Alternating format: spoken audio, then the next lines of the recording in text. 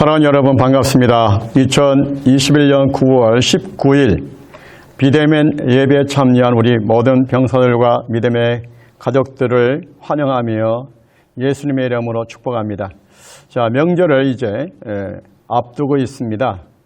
내일부터는 명절이 시작되는데 실제적으로는 이미 명절 분위기에 들어간 것 같습니다. 느끼고 있습니다.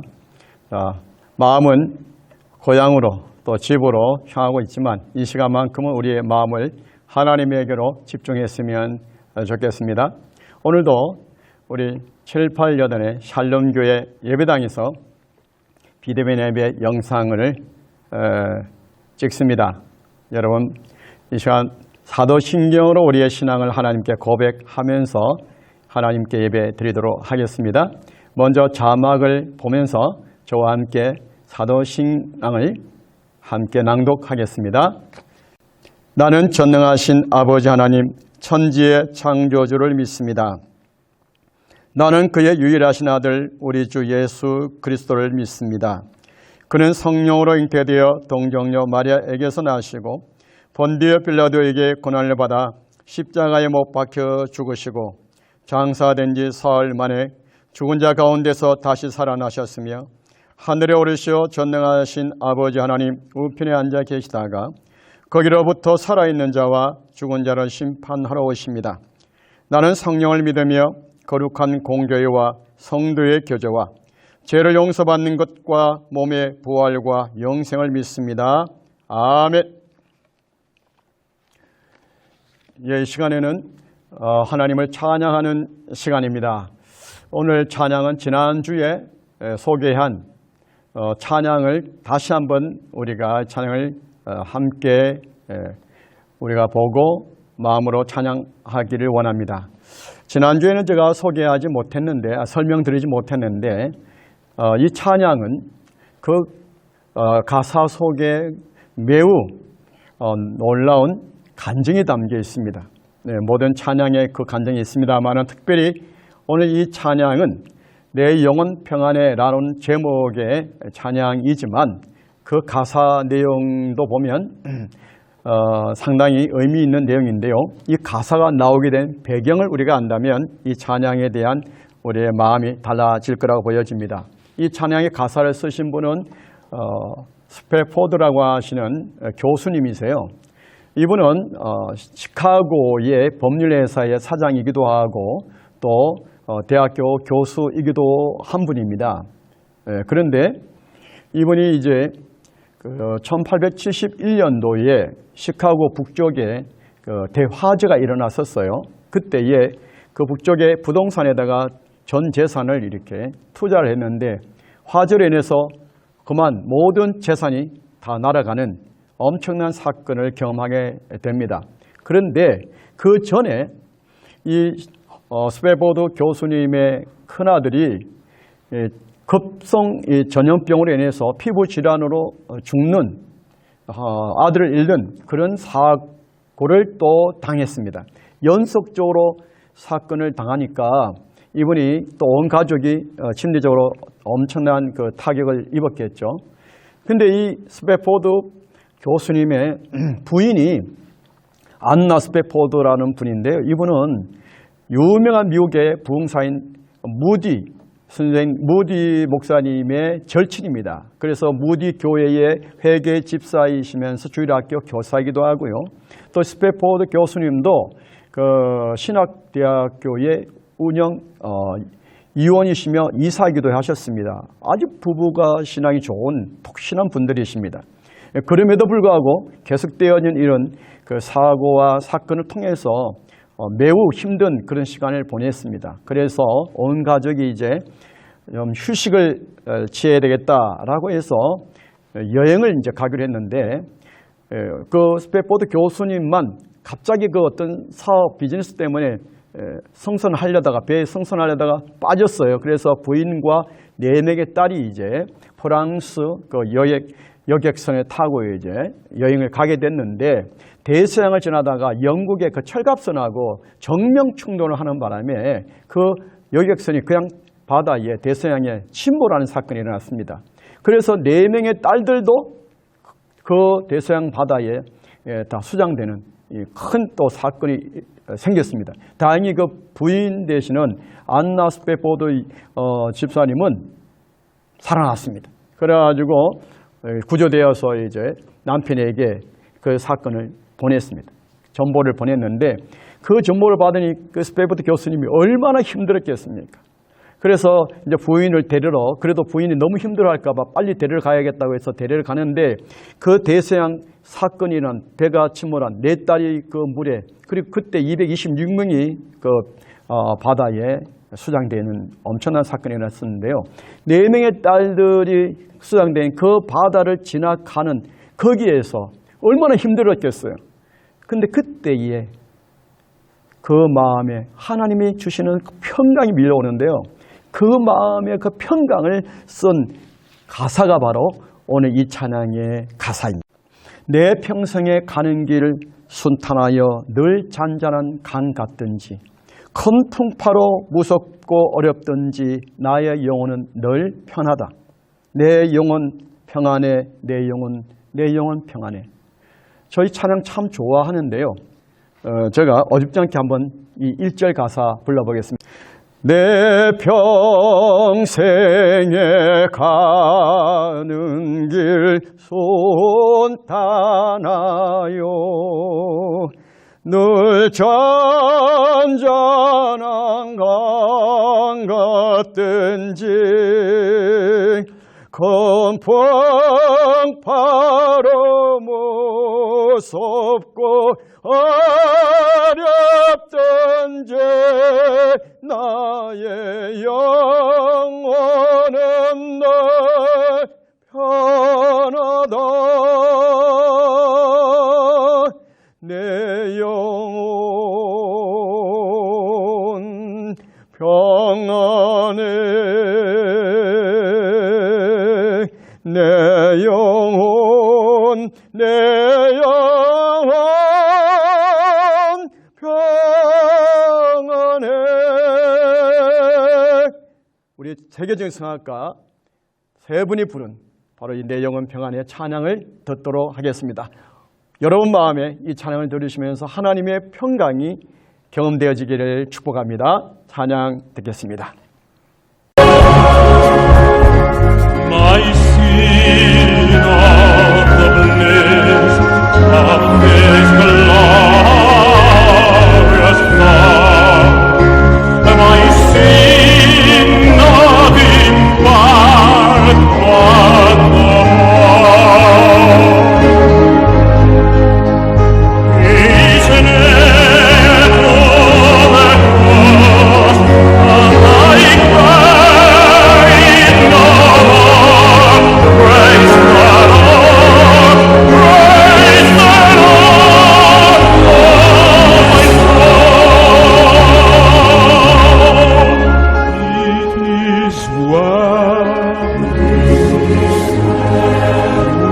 the my soul.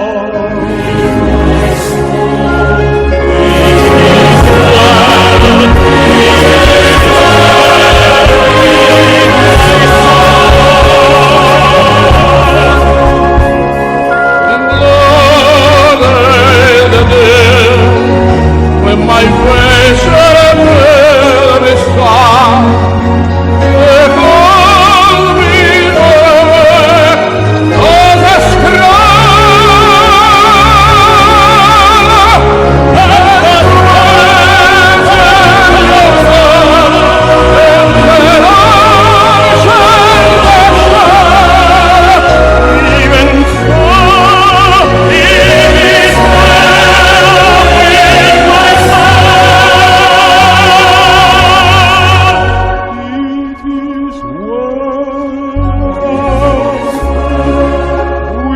my soul.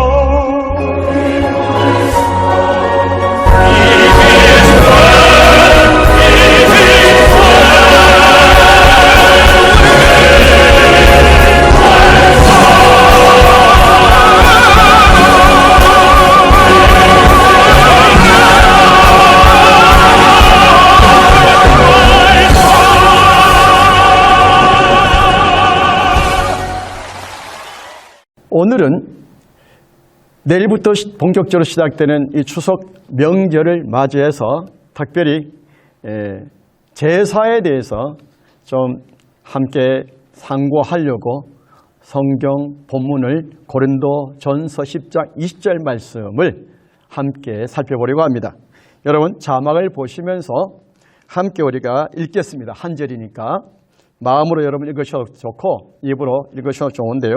한번 같이 읽어보면 좋겠습니다. 시작.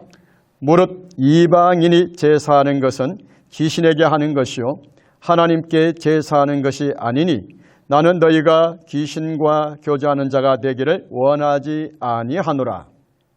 예, 고린도전서 10장 20절의 이 말씀을 가지고 우리가 함께 말씀을 살펴보려고 하는데 제목은 제사는 귀신과의 교제이다. 이런 제목으로 함께 말씀을 살펴보려고 합니다. 내일부터 본격적으로 추석 명절이 시작되죠. 아마 내일 아침에 추석이 화요일인가요? 화요일 날 아침에 많은 가정들이 제사를 지낼 겁니다. 우리 부대에서도 아마 제사를 지내는 걸로 알고 있습니다. 그런데 이 제사 때문에 명절이 되면 이제 제사 때문에 크리스찬들과 난 크리스찬 간에 가족끼리라도 분쟁이 참 많이 일어납니다. 예수를 믿는 사람들은 제사를 안 지내겠다. 그리고 예수를 안 믿는 사람들은 조상님들에게 제사 지내는데 안 지내는 것은 불효다. 이런 생각으로 해서 분쟁이 많이 일어납니다. 그럼 왜 크리스찬들은 제사를 지내기를 거부하느냐? 이 제사를 안 지낸다 하여서 조선 시대 때, 우리 예전이죠. 옛날에 이제 조선 시대 그때 우리 기독교 들어오지 않았습니까? 한국에 1800 말이 이제 들어왔잖아요. 1874년 뭐 들어왔는데요.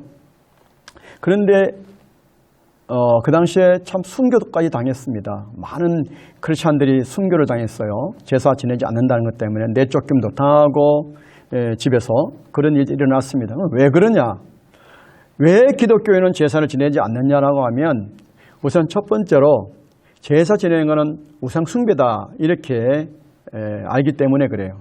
하나님 외에 다른 어떤 영적 존재나 어떤 다른 존재들에게 숭배하는 것은 우상 숭배라고 해서 하나님이 금하셨어요. 십계명 제1계명에 하나님께서 하신 말씀이 나 외에 다른 신을 섬기지 말라고 하셨거든요. 그런데 한 걸음 또 나아가지고 왜 제사를 지내지 않느냐 하면 오늘 성경 말씀처럼 제사라고 하는 것은 귀신에게 하는 거다. 제사 지낼 때 귀신이 온다. 제사 지내는 것은 귀신과 교제하는 것이다. 라고 하는 것, 이 말씀 때문에 제사를 지내기를 거부합니다. 물론 신앙이 없는 분들은 이 말씀들 무시하고 제사 지내죠. 절을 하기도 하고 합니다. 그런데 우리가 구정 때에 어른들에게 세배하고 이거는 다릅니다. 그거는 공경의 표시로 이제 하는 거기 때문에 그거는 우상 숭배라고 할 수 없어요. 그러나 보이지 않는 어떤 돌아가신 분들, 조상님들에게 하나의 예를 갖추어서 그리고 제사라는 어떤 의식을 통해서 그 앞에 절을 한다라고 하는 것은 그것은 금한다라고 하는 겁니다. 그거는 하면 안 된다라고 하는 겁니다. 그것은 반드시 하나님이 싫어하신다는 겁니다. 싫어하실 뿐만 아니라 거기에 대해서 상응한 하나님의 보응이 따릅니다. 그래서 제사를 지내지 않는 것은 본인에게뿐만 아니라 그 가정에게도 큰 영적인 유익이 되어지기 때문에 목숨 걸고 우리는 이것을 받아들이지 않습니다. 여러분 제사라고 하는 게 뭡니까? 제사라는 게 뭡니까? 다음 백과사전에 보면요.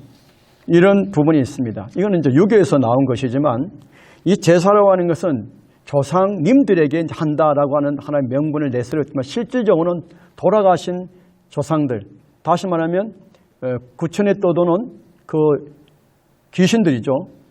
귀신들을 초청해서 그리고 예를 갖추는 거 아닙니까? 일반적으로 다음 백과사전이든 종교 학자들이 주장하는 제사는 이런 겁니다.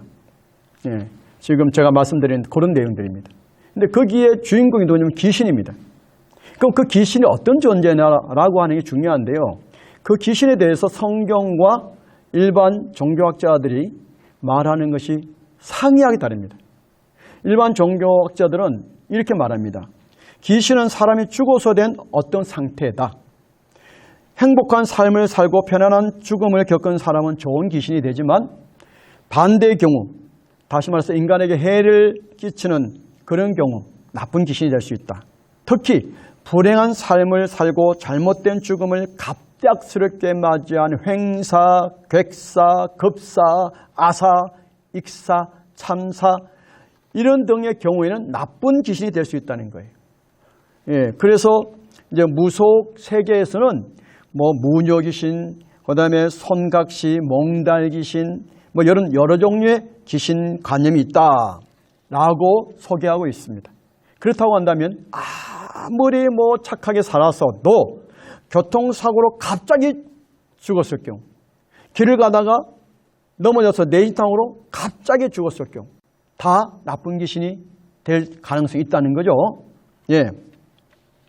그렇다면 그렇게 만약 이 주장대로 우리가 따른다면 증거를 대봐야죠. 그런 증거가 있습니까? 실제로 우리 부모님 중에 그렇게 돌아가셔서 나쁜 귀신이 돼서 우리 가정에 와서 우리 자녀손들에게 해를 끼친다. 받아들일 수 있습니까? 이 귀신을 막거나 내보내기 위한 여러 방책도 이제 소개하고 있는데요. 첫 번째가 뭐냐면 귀신이 두려워하는 어떤 식물, 그게 뭐냐면 사물, 그걸 이제 하는 그 중에 하나가 팥죽, 붉은 것을 귀신은 싫어한다 그래가지고 꺼린다 해서 황토를 뿌리거나 이제 뭐 팥죽을 쓰기다. 여러분 12월 달 동짓날 이제 팥죽 있죠, 동짓 팥죽. 왜 그랬습니까? 귀신 쫓아내는 거예요, 이게. 예. 그래서 중국이나 인데 뭐 대만이나 홍콩 같은 데가 명절 때요, 집집마다 팥죽을 쏘아가지고 문 입구에다 이렇게 놓습니다. 다 귀신 쫓아내는 거죠. 그런다고 귀신이 쫓아나갑니까? 그 다음에 두 번째는 귀신을 위협해서 쫓아내는 방법이 있는데, 이건 이제 무속인들을 통해서 제사, 굿을 하는 거죠. 그 더 센 귀신을 불러가지고 쫓아낸다는 거죠. 그러면 해결됩니까? 문제 해결됩니까? 제가 질문하는 거예요. 세 번째, 귀신을 환대하고 공경하여 잘 달래서 떠나게 하는 방법입니다. 예, 귀신을 공경하고 환대하고 잘 달래요. 어떤 방법으로 잘 달래요? 뭐 어떻게 해야 잘 달래는 겁니까? 예? 예. 자, 그래서 이런 이제 이야기를 하고 있는데 여러분들은 이번에 어떻게 생각하십니까? 제사를 많이 지내면 그 집안의 불행은 사라지나요? 제사 많이 지낸 집안일수록 불행이 더 많지 않나요? 여기 제사 지내고 있는 아마 우리 병사들 아마 가정 있을 겁니다.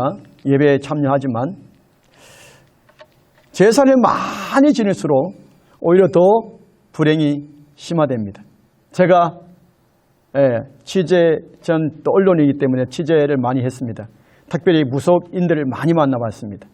그래서 제사에 대해서, 귀신에 대해서 저는 참 많은 경험을 했고, 실제로 제가 기도해서 귀신 들린 사람들의 귀신을 쫓아낸 적도 있습니다.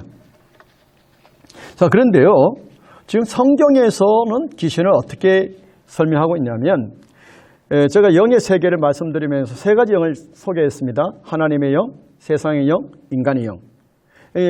세상의 영이라는 용어도 성경적인 거예요. 이 세상의 영에는 크게 두 부류 나누는데 사단, 마귀, 이건 단수입니다. 단수. 그 다음에 귀신들. 귀신들은 복수입니다. 원래 사단 또는 마귀라고 하는데요. 이 사단, 마귀와 귀신은 타락한 천사들이에요. 특별히 마귀의 귀신은 루시퍼라고 하는 찬양을 전문으로 했던 천사장이었는데, 그가 하나님을 대적하고 하나님 자리에 앉으려고 하는 교만기 때문에 내침을 당했어요. 그래서 하나님의 그 나라에서 쫓겨났죠. 그리고 거기에 함께 부안해동했던 천사들이 이들이 이제 귀신이 된 거다. 이게 성경에서 가르치는 주된 메시지예요. 그럼 이들이 하나님으로부터 멀어졌기 때문에 이미 심판을 받은 거고, 이제 이들을 가두기 위해서 만든 것이 지옥이에요. 여러분, 지옥은 사람을 가두려고 한 게 아닙니다. 타락한 천사들을 가두기 위해서 한 거예요. 요 타락한 이 천사장 루시퍼와 천사들, 이게 이제 사단 마귀 이제 귀신인데요. 그런데 이 귀신을 쫓아내는 방법이 뭐냐?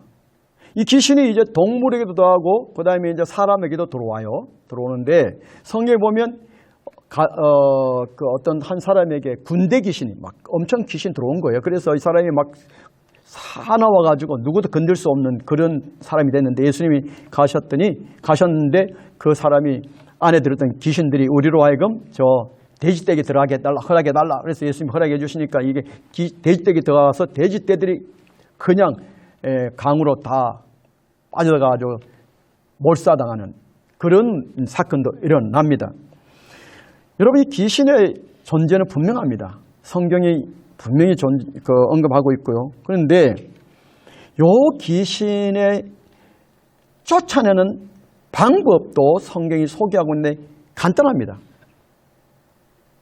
예수 그리스도의 이름의 그 능력으로 쫓아내요. 그래서 예수님이 제자들을 12명을 이제 불러 모시고 또 70명을 또 제자들을 세우시고 뭐 그랬는데 중요한 게 12명이죠. 이 제자들을 전도하도록 현장으로 보냈을 때 귀신을 쫓아내는 권세를 부여하셨다 그랬어요.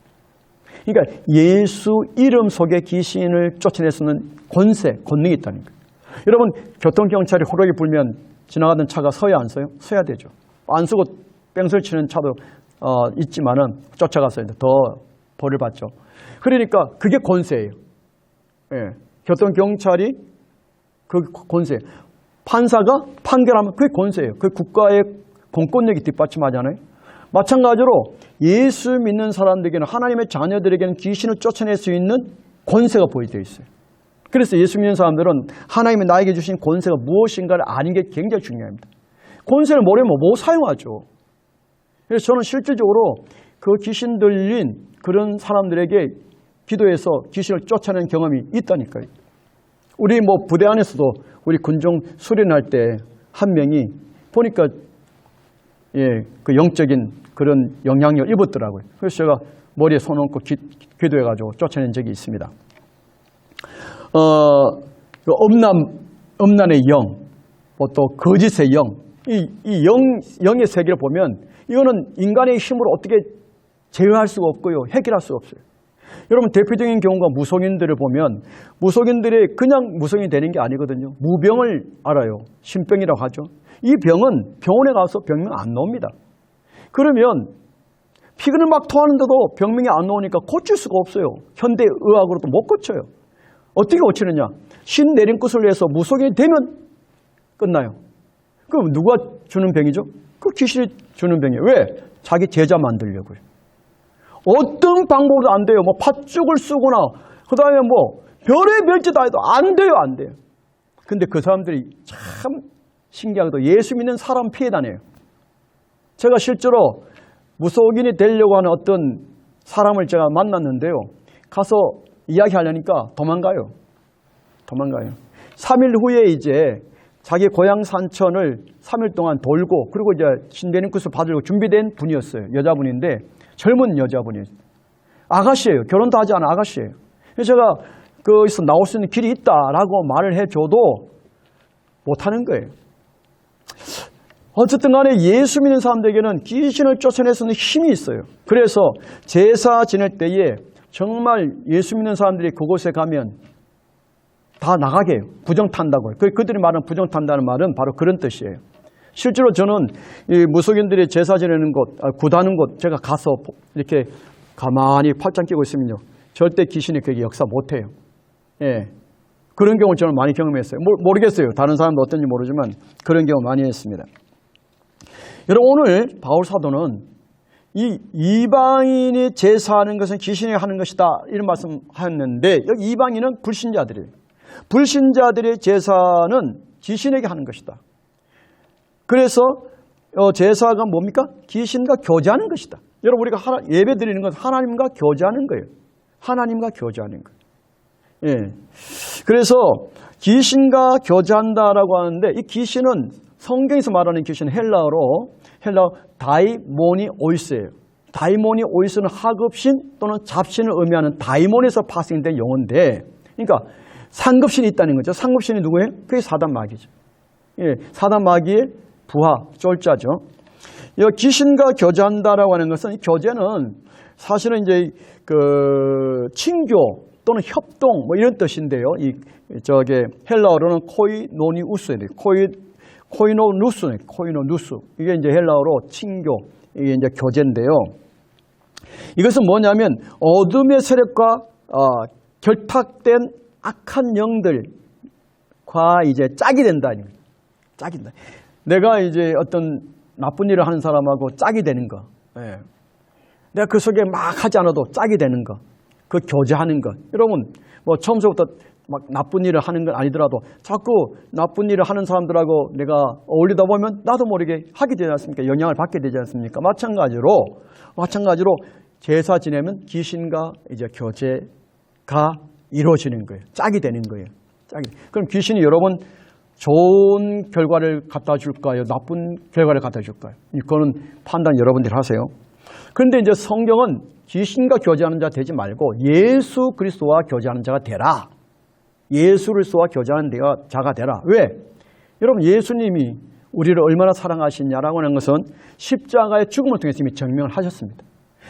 내가 심판받을 수밖에 없는 존재인데, 태어나면서부터 나는 죄인으로 태어났는데 그 죄 문제를 나도 해결 못하는데 그 문제를 해결하신 분이 예수다. 그분이 나의 죄를 해결하는 구세주다. 이 사실을 내가 받아만 들이면 내 안에 하나님 영이 들어오시고 나는 하나님과 교제가 이제 이루어지는데, 그 하나님과 교제가 이루어지면 어떻게 되느냐? 아까 우리가 찬양을 그 가사처럼 그 어려운 상황 속에서도 내 영혼 평안이 밀려오고 감사가 밀려오고 기쁨이 밀려온다는 거예요. 이게 하나님 나라거든요. 하나님이 함께하는 그곳은 하나님의 나라가 이루어지는데, 그 하나님의 나라가 뭐냐? 성경에서 보면 로마서 14장 17절에 보면 하나님의 나라는 먹고 마시는 것이 아니라 의와 희락과 평강이다.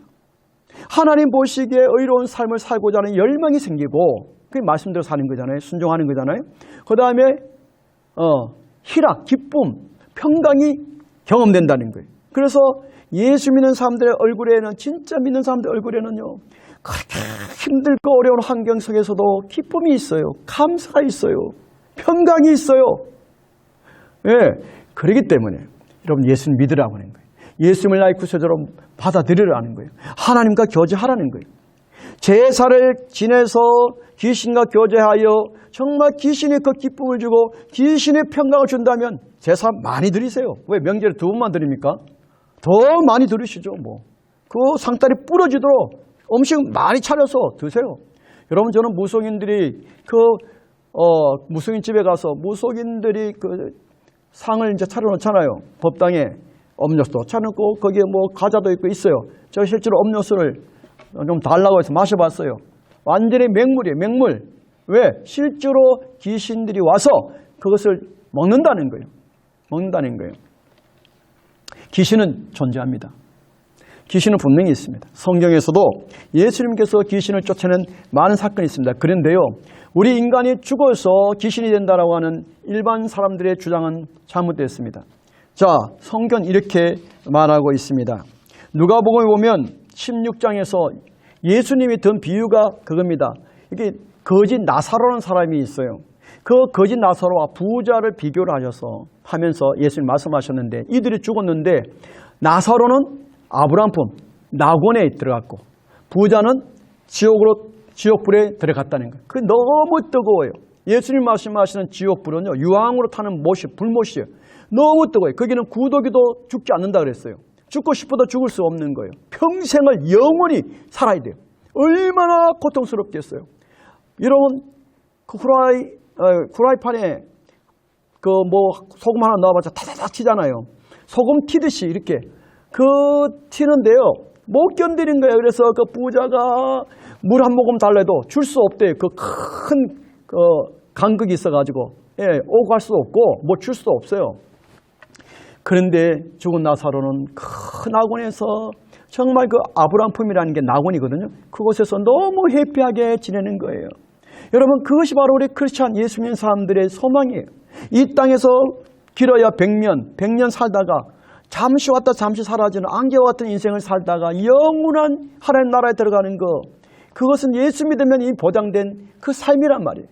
그래서 그것이 이미 나에게 보장됐기 때문에 죽음이 두렵지 않죠. 죽음은 영원한 하나님 나라에 들어가는 하나의 관문일 뿐이죠. 그 소망이 있는 거예요. 그래서 부활의 소망이 있는 거예요. 예수님이 십자가에 죽으셨다가 사흘 만에 다시 살아나신 것처럼 우리 예수 믿는 사람들에게도요, 죽으면 영원한 하나님의 나라가 예비되어 있다고 하는 그 소망이 있는 거예요. 그래서 여러분, 저는 목사이기 때문에 장례를 좀 많이 치러봤습니다. 장례 치를 때 보면 이분이 천국 가셨는지 지옥 갔는지가 딱 분별이 돼요. 여러분, 죽을 때는 영의 세계가 열린다 그래요. 그래서 그 지옥의 사자라 그러죠. 와가지고 자기 영혼을 데려가는 그것이 보인다니. 그래서 안 가려고 막 몸부림치는 거예요. 온 피부가 잿빛으로 변화되고요. 반대로 예수 믿는 사람들은 그 천사들이 와서 그 영혼들을, 자기 영혼을 데려가니까 그 세계가 너무 휘황찬란하고 너무 아름다우니까 황홀한 거예요. 이 땅에 있고 싶은 마음이 없는 거예요. 그것이 보이니까 아멘 주 예수의 옷이 없어서 그러고는 가는 거예요. 너무 좋은 거예요. 그래서 마치 잠자듯이 가요. 제가 제 부친도 4년 동안 뇌졸중으로 중풍으로 알아 누우셨어요. 그 병치를 했어요. 마지막에 돌아가실 때 제품에 안겨서 돌아가셨어요. 기도 안정에 돌아가셨어요. 저는 주무신 줄 알았어요. 나중에 보니까 조용히 숨을 거두셨더라고요. 근데 그 피부가 얼마나 어린아이와 같은 피부였는지 몰라요. 그렇게 부드러워요.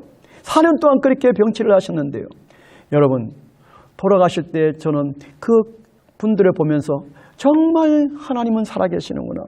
정말 하나님의 영은 역사하시는구나. 하나님의 영이 임하면 놀라운 하나님의 나라가 임하는구나. 저는 믿어요. 여러분들은 믿을지 안 받을지 모르지만 성경이 증거하고 있고요. 오늘 이것을 받아들이는 사람들을 크리스찬 하나님의 자녀라고 합니다. 사랑하는 여러분, 인간이 죽어서 귀신 되는 거 아닙니다. 그 말은 잘못됐습니다. 증거할 수가 없는 내용들입니다. 그랬는데도 이렇게 버젓하게 인터넷에다가 이렇게 써놓으면 어떡합니까? 그러니까. 성경은 오늘 우리들에게 무엇을 말하고 있느냐?